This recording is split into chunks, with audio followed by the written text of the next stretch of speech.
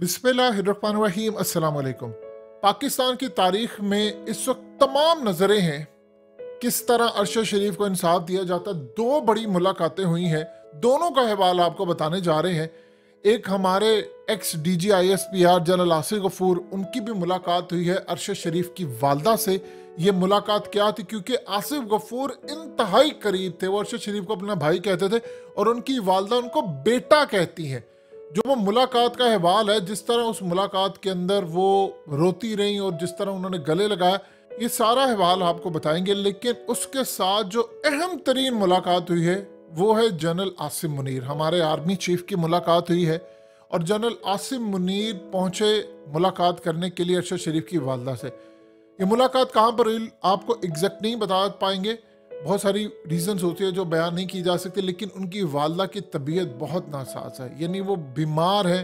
ये जिस खातून का बेटा इस तरह बेदर्दी से शहीद कर दिया गया और गम से पूरी कौम ने ढालो, जिसका इवन के अंदाज़ा कीजिए कि एक बेटा पहले शहीद हो जाए, उनके जो खामंद है वो भी इस दुनिया से चले जाए, उस बेचारी औरत के पास क्या रह जाता है सिवाय बद्दुआएं देने के। जनरल आसिफ मुनीर जब पहुंचे तो उन्होंने उनकी वालदा को बहुत ही, जिस तरह एक बेटा जाकर मोहब्बत करता है, इसी तरह उनको दिलासा दिया, उनको गले लगाया, उनको बताया कि आप बेफिक्र हैं, मैं आपके बेटे के कातिलों को आखिरी दम तक, अंजाम तक लेकर जाऊंगा और इनको जेल में डालूंगा और आखिरी हद तक मैं और मेरा इदारा जितनी कोशिश हो सकेगी हम करेंगे। उस पर उनकी वालदा एक ही, देखिए उन्होंने कोर्ट के अंदर भी इस बात का इसरार किया कि जो डॉक्यूमेंट्स उन्होंने पेश किए, जो नाम दिए, जो उनके पास इंफॉर्मेशन थी, वही वो जो भी आता मुलाकात करने के लिए वो उसको दोहराती हैं कि ये फलाने लोग हैं, क्या हुआ उनके साथ, वो तमाम चीज़ें उन्होंने रिपीट की। असल में इमरान खान ने यह बात कही थी कि अगर आप जानना चाहते हैं कि अरशद शरीफ को किसने मारा या उनके बारे में जो मामला था कि कैसे वो जाली 18 FIR कटी, तो आप उनकी वालदा से पूछ रहे कौन लोग आकर गए थे। वो तमाम चीज़ें उन्होंने जनरल आसिफ मुनीर से डिस्कस की और उनको बताया कि मेरा बेटा तुम्हारी कितनी तारीफ करता था और वो कहता था कि अगर आसिफ मुनीर पाकिस्तान के आर्मी चीफ बनते हैं तो ये मुल्क के लिए कितना बेहतर होगा। इंतहाई शरीफ नफ्स इंसान, आप जानते हैं कि वो अपनी वीडियो में भी इनका जिक्र कर चुके थे। असल में अरशद शरीफ के जो ताल्लुकात हैं वो ex DGISPR general Asif Ghafoor से इस तरह थे जिस तरह दो भाई होते हैं, तो उनके मिलिट्री के साथ जो ताल्लुकात थे वो बिल्कुल भाइयों वाला उनके साथ ताल्लुक था। ये किसी से ढकी छुपी बात नहीं है। वहां पर जनरल आसिफ मुनीर ने उनसे बातचीत की और उनको यकीन दिलाया कि हम आखिरी हद तक जाएंगे आपके बेटे को इंसाफ दिलाने के लिए। और इस पर देखिए उनकी वालदा हर एक के सामने एक ही इसरार करती हैं कि जो नाम मैंने लिए हैं, जो मैंने कोर्ट के अंदर जमा करवाए हैं, वहां से शुरुआत हो। और सबसे बढ़कर वो जो 18 लोग थे जिन्होंने इसके खिलाफ FIRs कटवाई थी गद्दारी की और तमाम चीजों की, वो कौन थे और किसने उनको कहा था, वहां से आप शुरुआत करेंगे तो सारे का सारा मामला क्लियर होकर सामने आ जाएगा। जिस तरह एतजाज हसन ने कहा था कि अरशद शरीफ एसेट था सलमान इकबाल का, उस पर नाम डालने की कोशिश हो रही है। वो तो एसेट था, वो तो रेटिंग लेकर देता था उसको और तमाम चीजें करता था, तो वो कैसे कर सकता है? यानी उसके ऊपर नाम लगाया कि वो किया। ये तमाम चीजें खुलकर सामने आएगी, लेकिन शुरुआत वहां से अगर होती है, देखिए अब सुप्रीम कोर्ट भी नाम लेने जा रही है, यानी पूरी तरह जो चीजें सामने आएंगी उसको रिवील वो करेंगे कौन कौन था इसमें। इसके लिए वो उनकी वालदा से पूरी इन्वेस्टिगेशन करने जा रही हो, बताएंगी किसने उनको धमकियां दी, घर में कौन आता था, कौन धमकियां देकर जाता था, अरशद शरीफ किसको कहता था, वो पेपर पर ऑलरेडी वो लिखकर दे चुकी है। इसी तरह उनकी अहलिया जवेरिया से भी इसी तरह बातचीत, तमाम चीज़ें, उनका इंटरव्यू, वो तमाम इन्वेस्टिगेशन रिपोर्ट के अंदर चीज़ें शामिल होंगी, आपको पता चलेगा। जनरल आसिफ मुनीर ने उनको जिस अकीदत और मोहब्बत के साथ, देखिए होता क्या है कि जब आप कदम बोसी करते हैं, आम रूटीन में इसको कहा जाता है कि पाँव चूमना, लेकिन जो ज़्यादातर आप अगर देखें, अगर आप मदारिस में देखें या ख़ास तौर पर सिंगिंग में ऐसा होता है कि ऐसे जो लोग होते हैं जो अपने उस्ताद होते हैं उनकी कदम बोसी करते हैं, बड़ी मोहब्बत अकीदत के साथ कंधे झुकाते हैं। तो चूंकि ये हाफिज़ कुरान है तो उनके अंदर भी वो एक ज़बरदस्त रिवायत चलती आ रही होती है, वो बुज़ुर्गों को देखते हैं। याद रखिएगा जनरल आसिफ मुनीर के बेटे स्पेशल हैं, तो इस लिहाज से उनके अंदर जो रहम दिली का, हमदर्दी का एक जज्बा है वो आम लोगों की निस्बत पाया जाता है। लेकिन लोग कहते हैं कि हम बिलीव करेंगे जब एक्शन होगा, जब हमें होता हुआ नजर आएगा, तब हमारे कलेजे ठंडे होंगे, हमें पता चलेगा कि असल में कहानी क्या है। थोड़ा टाइम दीजिए, अल्लाह करेगा इंशाल्लाह चीज़ें बहुत बेहतर होंगी। वादा उन्होंने दिलाया और उन्होंने कहा है कि मेरे बेटे के जो कातिल हैं उनकी शुरुआत यहाँ से की जाए, पता चलाया जाए किसने धमकियां दी, हमारे घरों में कौन आते थे धमकियां लेकर, 18 FIR किसने काटी थी, जो नाम मैंने दिए वहां से शुरुआत करके फिर एंड तक जाए जाए क्या मामला हुआ। अब ये तमाम चीज़ें और बहुत सारी जो प्राइवेट गुफ्तगू है वो उन्होंने की है, लेकिन सबसे ज़्यादा अहम तरीन मामला ये आ रहे हैं कि बहुत सारे लोग उनकी वालदा से मिलने जाते हैं। उनमें है एक आसिफ गफूर। जब जनरल आसिफ गफूर उनसे मिलने के लिए गए तो थोड़ा सा इनका बैकग्राउंड समझ ले।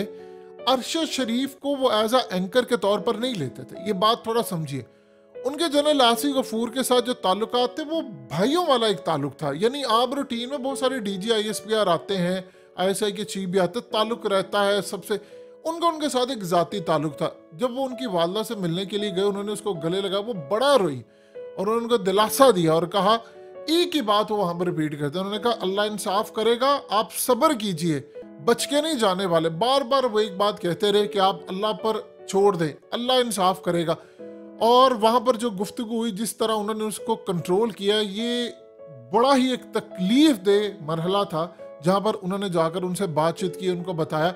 असल में होता यूँ था कि जनरल आसिफ गफूर के साथ जो डिस्कशन होती थी, अरशद शरीफ अपनी वालदा को बताते थे और इनकी मुलाकातें होती रहती थी, वो बताते रहते थे ये हुआ, और कई दफ़ा मुलाकातें हुई उनकी वालदा से भी हुई, तो वो उनको बेटा कंसीडर करती हैं हमेशा से। यानी अरशद शरीफ उनको कहते हैं कि अरशद शरीफ मेरा छोटा भाई था, और जो उनकी वालदा है वो उनकी माँ का दर्जा रखती। तो जब उन्होंने जाकर मुलाकात की तो उनको गले लगाया, उनको बताया कि आपने सिर्फ अल्लाह पर भरोसा करना, इस मामले को आप देखिएगा, ये अंजाम से नहीं बच पाएंगे। और याद कीजिए कि जनरल आसिफ गफूर ने अपनी जो DP थी ट्विटर की, उसको भी ब्लैक कर दिया था। उन्होंने ट्वीट नहीं की काफ़ी सालों से, लेकिन वो इतना तकलीफ और गम में थे, इतनी तकलीफ में वो गुजर रहे थे कि उन्होंने ये तमाम के तमाम मामलात अल्लाह पर छोड़ने का उनको कहा कि आप अल्लाह पर छोड़िए, अल्लाह इंसाफ करने वाला। इतना गम ज़्यादा थे जब उनको पता चला। यानी एक समझ लीजिए कि जब उन्हें डिस्प्ले किया तो उन्होंने, वो ट्वीट नहीं कर सकते थे, लेकिन जो गम था उनका, वो जिस तरह भी बयान कर सकते थे, उस वक्त अवेलेबल जो सोर्सेज थे उन्होंने किए। अब उन्होंने उनकी वालदा को तसल्ली दी और ये कहा, देखिए आप इस वक्त के अंदर क्या कह सकते हैं, एक माँ को आप क्या कह सकते हैं जिसके बेटे को टुकड़े करके उसके भेजे थे, उसको मारा जाए, वो मुल्क से जान बचाकर भागे, और उसके बाद आप उसको क्या कह सकते हैं, जिसके जनाजे में दुनिया सारी उमड़ आए, अब क्या कहेंगे उसके बारे में। अब आप उसको आसरा दे सकते हैं, आप जब आसरा किसी को दे रहे हैं, आपको पता आप अंदर से खुद टूटे हुए हैं, अब क्या किसी को आसरा, आपको बल्कि खुद आसरे की जरूरत है। तो तमाम नजरें इस वक्त सुप्रीम कोर्ट पर और आर्मी चीफ के ऊपर हैं, और आर्मी चीफ सुरखरू होंगे इंशाल्लाह, अल्लाह पाक उनको हिम्मत दे, क्योंकि बार बार उनकी वालदा एक ही बात कहती थी कि जब सारा जहान एक प्रोपेगेंडा कर रहा था, एक खास कैंपेन चल रही थी जनरल आसिम मुनीर के बारे में, तो अरशद शरीफ वाहिद इंसान था जो डट कर खड़ा हुआ था। तो उसने कहा था कि जनरल आसिम मुनीर बड़े अच्छे शरीफ और नफ्स इंसान है। आप ये देखिए कि उन्होंने आपको डिलीवर करके दिया। 27 फरवरी को असल में ISI चीफ थे, और जनरल आसिफ गफूर के साथ उनकी कोऑर्डिनेशन बड़ी ज़बरदस्त थी। देखिए जो सारी इंटेलिजेंस मालूमात आ रही थी, वो सारी डायरेक्ट जनरल आसिफ गफूर को उस वक्त कम्युनिकेट कर रहे थे जनरल आसिम मुनीर। तो दोनों के दरमियान एक ज़बरदस्त कम्बिनेशन था, बातचीत जारी थी, और उसको आसिफ गफूर आगे मीडिया तक ज़बरदस्त तरीके से लेकर आ रहे थे। और जिस तरह ऑपरेशन कामयाब हुआ, दोनों को सहरा जाता है, हमारी एयरफोर्स को जाता है, ISI को जाता है, फौज को जाता है, और इस सूरत हाल में उनके बड़े अच्छे ताल्लुकात हैं। तो इंशाल्लाह उम्मीद हर कोई लगाकर बैठा हुआ है, नजरें इस वक्त सब पर है, और बात तो एक ही है कि वहां से शुरुआत की जाए कि 18 FIR किसने कटवाई, वो लोग किधर हैं जिन्होंने FIR काटी, और वो कहाँ हैं अब सारे, उनको लेकर आए। और बाकी उन्होंने कहा कि मैंने नाम दिया, शुरुआत वहां से करें। अल्लाह के घर उम्मीद है कि अल्लाह खैर करेगा।